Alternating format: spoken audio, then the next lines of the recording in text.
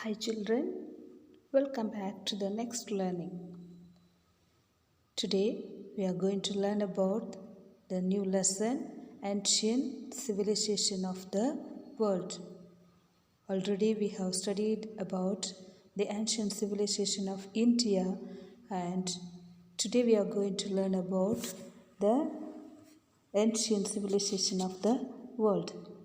And in this lesson, we may learn the great civilizations of the world: Egypt, Mesopotamia, and China, and art and architecture and lifestyle of different civilizations.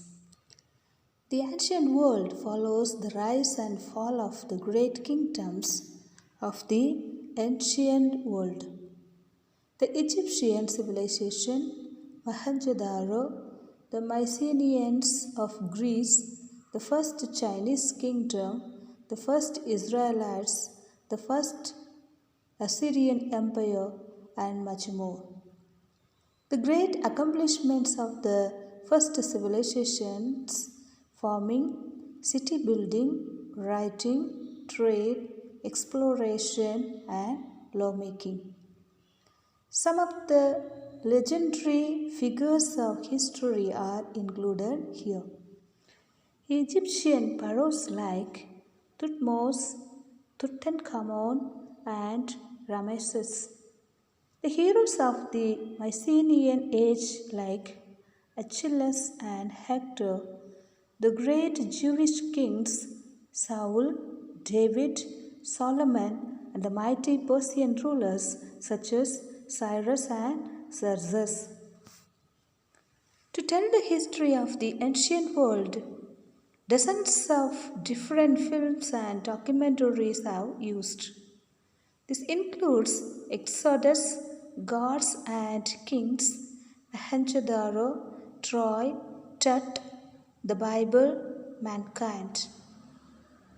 The story of all of us and Andreas Marr's history of the world.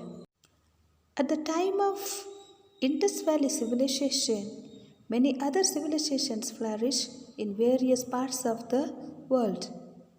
We can see the Egyptian civilization, Mesopotamian civilization, and Chinese civilizations in Asia and Africa. Commonly, all civilizations have originated in the river plains. The Egyptian civilization could take birth due to the presence of the river Nile. The relics obtained here proclaim the grandeur of Egypt. What do you mean by grandeur? Its meaning is social status. And huge pyramids, sculptures, temples, and the inscriptions in these temples tell us a lot about Egyptian culture and history. What do you mean by sculptures? Sculptures means art of making figure. Egyptians were expert in agriculture and irrigation projects. They were expert farmers. They had built temples. They invented calendar which has helped us to measure time. They learned the art of writing. Egyptian civilization flourished on the bank of the river Nile. The river basin supported luxuriant growth of crops. Egyptian peasants and citizens engaged themselves in the creation of artistic work.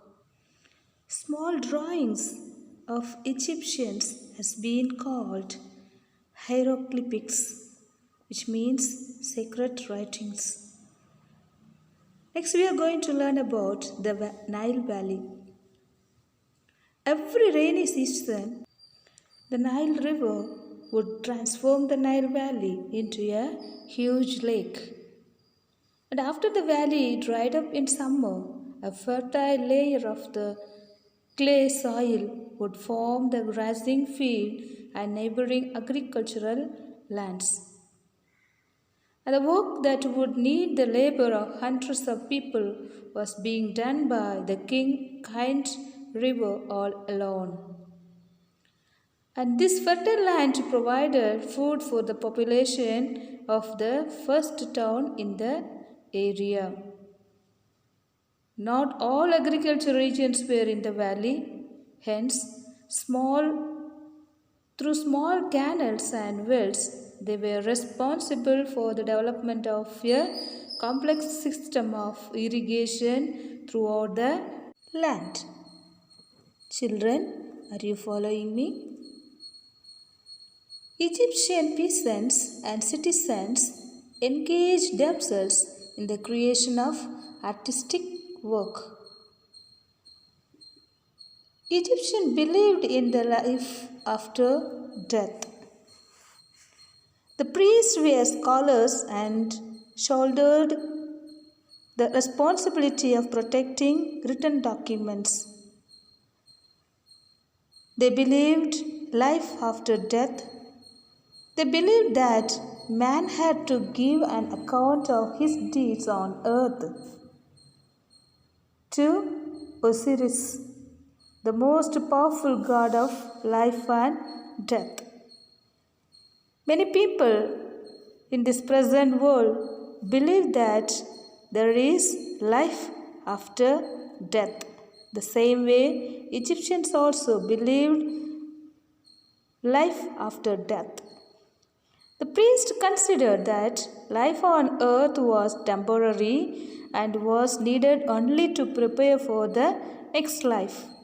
Thus, the whole of Nile Valley was reserved for the dead. The dead body would be smeared with various chemicals and wrapped with a thin cloth. The entire body was in this way preserved. The body protected thus was called a mummy. Already we have studied in the previous classes what is mummy.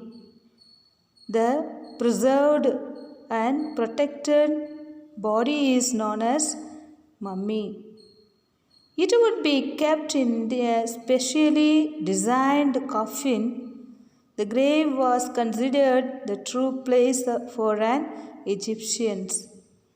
Hence, all around the dead body, items needed for daily use and small dolls of a cook and barber would be kept to fulfill all future needs. So, children, are you listening?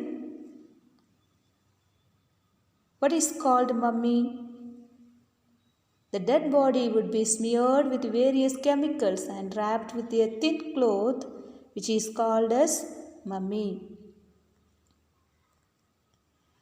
The kings and wealthy people viewed with each other to build taller and taller towers. The Greeks called these structures pyramids. The king of Egypt were called pharaohs. Pharaoh means a person who lives in a palatial house. The peasants who had accepted the rule of powerful Osiris now accepted the rule of pharaohs too. After independence, prosperous life for 20 centuries, Egypt was ruled over by an Arabian shepherd tribe called Hyksos, which attacked it and after defeating it ruled for 500 years. The Persian Emperor Cambyses occupied Egypt in the 6th century BCE. Alexander occupied Persia in the 4th century BCE, and Egypt became a province of Macedonia. One of Alexander's military generals declared himself the king of Egypt and established the dynasty of the Ptolemy. He founded the city of Alexandria. At last, came the Romans in 39 BCE. The last Egyptian queen, who is known as Cleopatra, tried her best to save her country. Now we are going to learn about Mesopotamian civilization. Mesopotamia is the historical region of Western.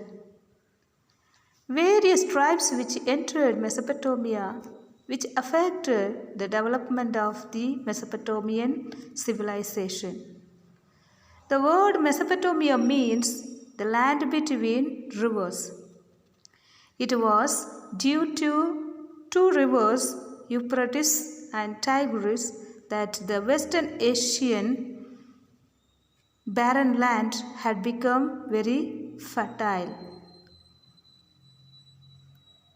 As food crops could easily grown because of the fertility of the land, the northern hilly tribes and the southern nomadic tribes of the desert wanted to establish control over this area.